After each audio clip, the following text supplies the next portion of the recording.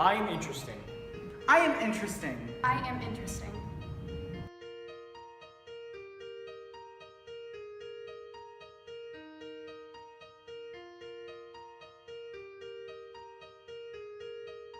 I am interesting. I am interesting. I am interesting.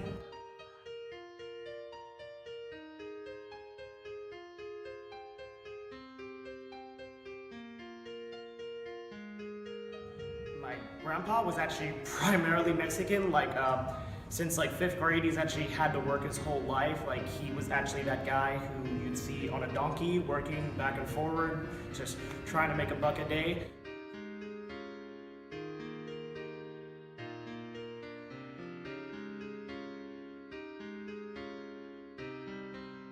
Interesting. I am interesting. I am interesting.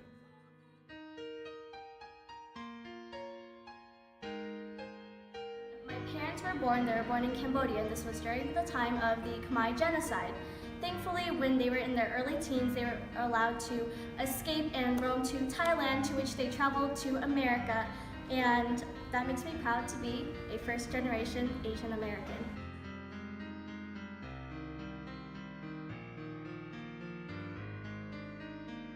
I am interesting. I am interesting. It's really important to know where everybody comes from, because it just kind of helps everyone understand that everyone is very interesting. I find it's important to accept people for who they are, because it's who they are and you can't change that about them. And it's taken me a long time to accept myself for who I am.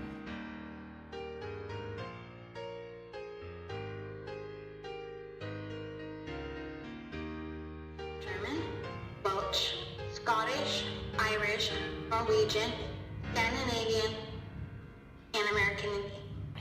And I am interesting.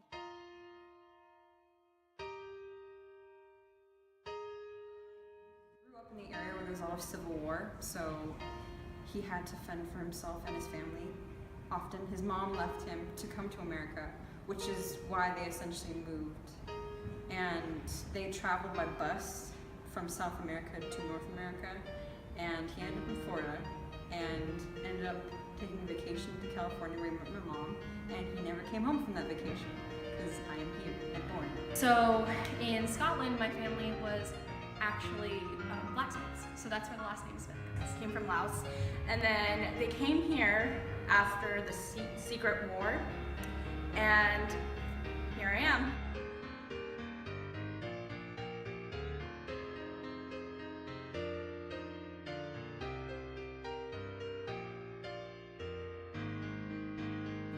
I am interesting.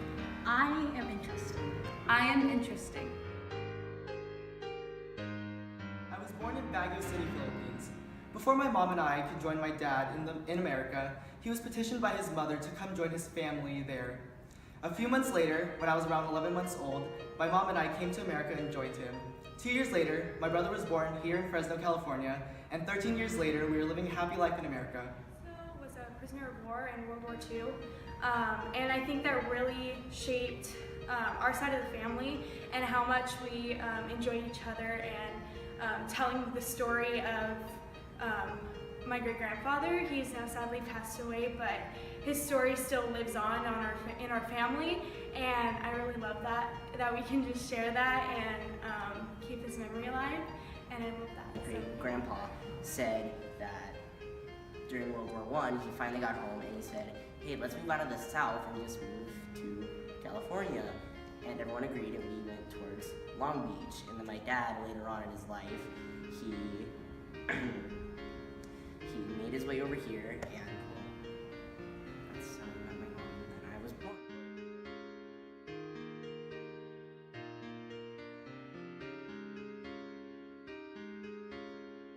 And my dad is a first generation, which makes me a second generation. The first about 5-6 years of my life, we live with my Nana, and my mom may be made up of white, but she's very much a Latin mother. My father was very German, and my mother was very Swedish. My mom and dad were born in Laos and they came to America at a very young age. One thing we like to do is go to the Hmong New Year that's held at the Fresno Fair every year, close to December, close to Christmas. And we like to just go hang out and learn more about our Hmong heritage. Another cool thing about my mom's side is that my great-great-grandmother was actually the first female president of the Women's Democratic Society of Fresno, and she has a school named after her and was invited to FDR's inauguration. I was born in Manila, Philippines, and I moved to America about 10 years ago. My family has always been on the poor side, on the lower class side of everything. Before I was even born, my mom actually had about 10 plus siblings, and my grandma would have to commute to America to make money for them to send back. So she'd be by herself with her siblings, just receiving money from my grandma every now and then to take care of themselves. And when we moved to America, we got lucky and we had a nice life, and we started from the bottom and now we're here. My family came over a couple generations back. One of my ancestors, Gideon Elias Olsen, he came over from Denmark, where he then came to America and he was able to start a business. He then moved to Idaho, and a lot of my family lives now in Idaho and in Texas.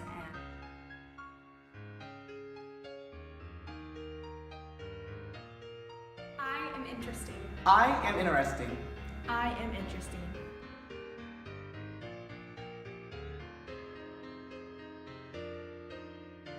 Great-great-great-great-grandmother actually was a duchess for a king in Ireland. Not sure which one, but that's pretty cool.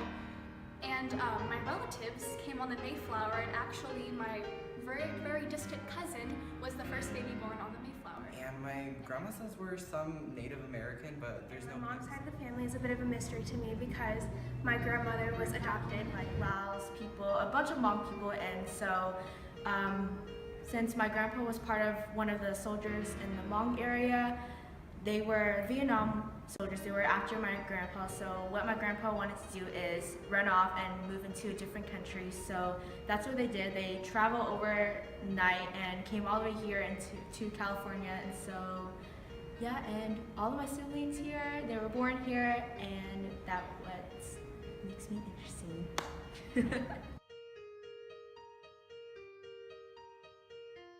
I am interesting. I am interesting. Celebrate my grandfather's birthday, and she has a bouquet full of so many different types of flowers. Each one of those flowers represents a member of our family, and I believe that it's really important to keep that because even the members who have passed away and even the members who are getting sadly older, we're all remembered, and it's great.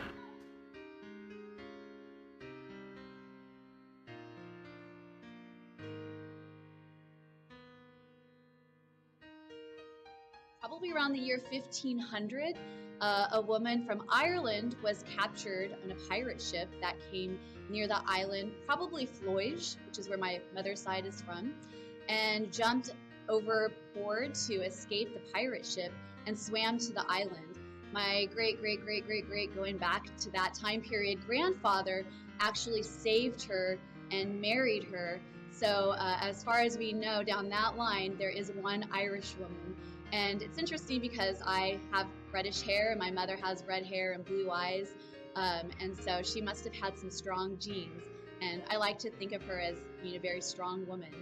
So one thing I've learned is when you really get to know people, we are all very interesting. I'm Mexican, Latvian, and American, and that's what makes me interesting. I'm Italian, Scottish, and Irish, and that's what makes me interesting. I'm Mexican and American, and that's what makes me interesting.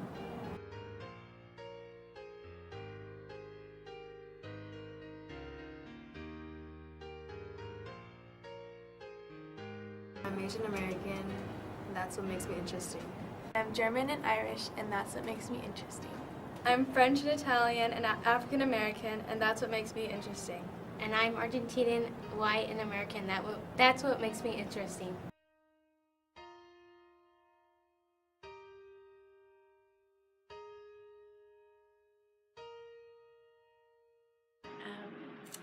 Each of my grandparents on my dad's side grew up in poverty on the east coast of the United States, and then eventually moved to California to both farm and to work as bricklayers.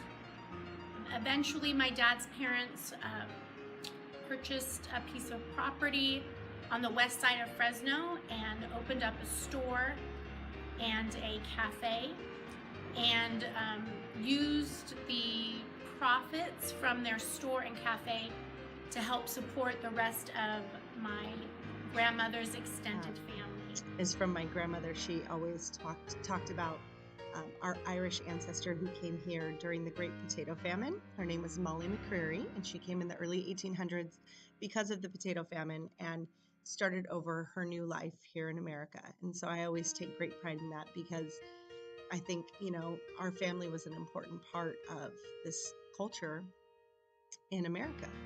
And so that's my favorite story that I like to hear about from my heritage.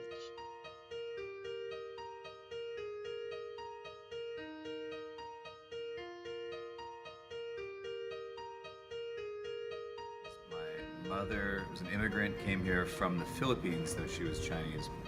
And my dad was born in Sonoma, California, though his father had come here from China, had traveled on a boat by himself with other passengers. He was 15 years old when he came over and started a brand new life here in America. My passion is to work with students. They make me a better person each day. I love Clovis East High School. I think that makes me pretty cool and pretty interesting. My father, who's German, was German, he's passed on. He lived in Russia. He was a German farm worker who the Russians asked to help, till the crops and tend to the crops. And everything was going great, and then communism took over and everybody wanted out. And so my grandfather and his family escaped through China and then made their way over here to the United States. I think that's pretty interesting.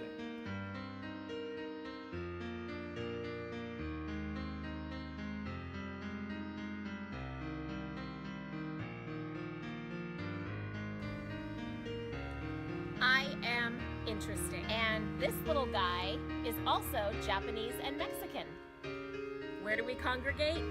The kitchen. So in order for my parents to teach us how to hang on to our culture and our heritage, every Saturday we had Swedish pancakes, and every Christmas Eve we ate krepla, latkes, and cabbage rolls to honor our Jewish heritage and our Swedish heritage. On my mother's side, the Japanese side of my family, they were put into the concentration camps during the Pearl Harbor events and World War II. They were basically forced out of their home. They had to leave everything behind and were actually interned at the camp that was held at the Fresno Fairgrounds. So if you go there, they have plaques and memorials there. You can actually find my mother's family name there. And it's kind of interesting to read about them and know a little bit about what they experienced. My grandfather got into baseball at that time. He played baseball in the concentration camps and really took pride in his values since he lost everything and had to basically rebuild once they were released from those camps. So that's a little bit about me. Is that during holiday seasons, we do lots of cooking, a lot of Southern food, even though I'm not from the South, but based on my heritage. So we will cook greens and just a lot of other ethnic food associated with African Americans. But the one thing that I think of is during New Year's, a lot of African American people do, is that we have gumbo. Gumbo is a very delicious dish. It's a big soup. It has crab, hot leeks, possibly squid, shrimp, different types of meat inside of it. And it's just one great thing that we like to do, or that my family does as African Americans for New Year's. We celebrate it by having gumbo.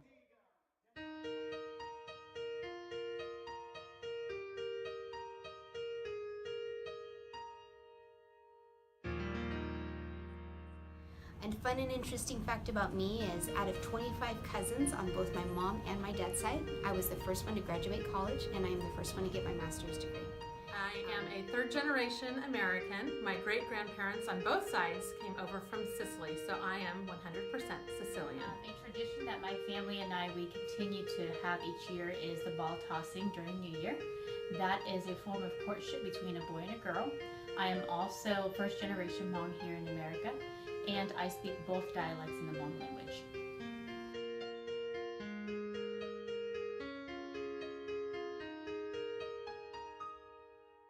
My dad is Jewish and my mom is Christian, so I got to experience the best of both worlds during the holiday time with Hanukkah and Christmas. And my father come from parents and grandparents that were very talented musicians.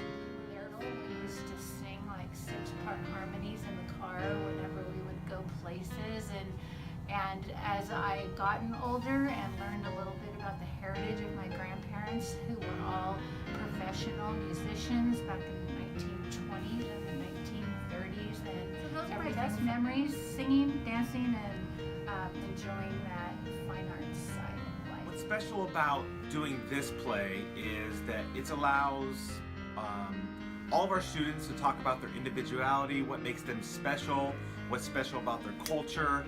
And this play has really opened up the eyes and ears of our kids to see how unique we are, how different we are, but that those differences really bring us all together. And that's what makes this play special, that's what makes Clovis East special, and that's why I'm honored to be part of this school and part of this production.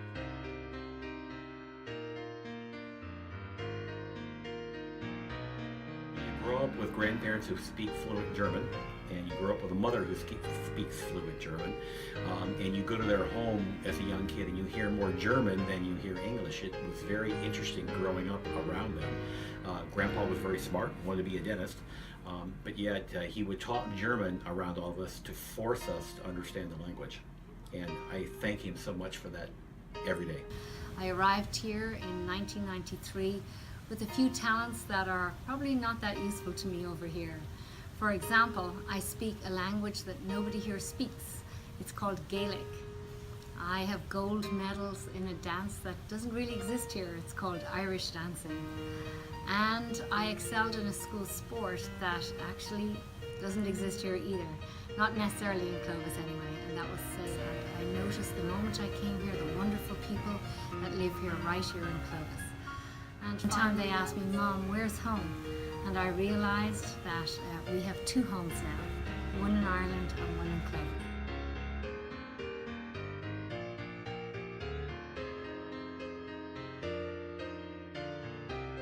I have a major passion for education. I believe in education as a way to change our world. So I hope you have a great evening at the play this evening, and remember that we are all very interesting.